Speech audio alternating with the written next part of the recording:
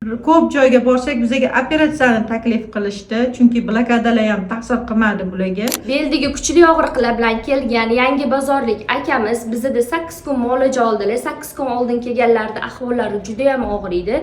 Mana bugun 8-kun muolajani olayotganlarida keyin o'ziq berishga qaror qildilar.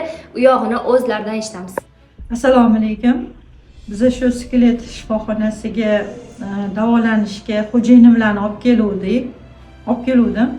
Boshida kelganlarida juda ham og'ir, nima deydi, sostoяние dedilar, og'ir edilar juda ham. Keyin ularga bellarida grija borligini aytishdi.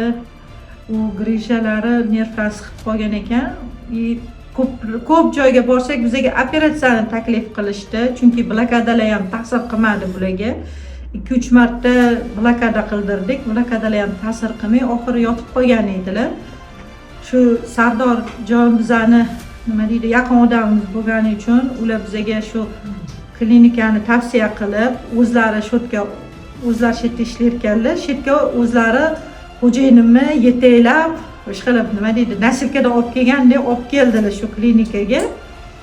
Shu sostoянияda, yo'q, Xudoga shukr, mana lecheniya olyaptilar hozirgi paytda.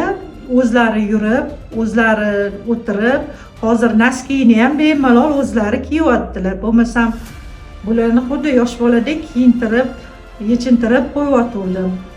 Shu klinika nima deydi, shifokorlariga juda katta rahmat. Xo'jayinim bilan oyoqqa turg'izib berishgani uchun, bizani nima deydi, katta xarajatdan qutqarishganligi uchun kattakon rahmat. Siz va sizning yaqinlaringizda shunga o'xshash muammolar kuzatilayotgan bo'lsa, bemalol Skelet klinikasiga kelishingiz mumkin.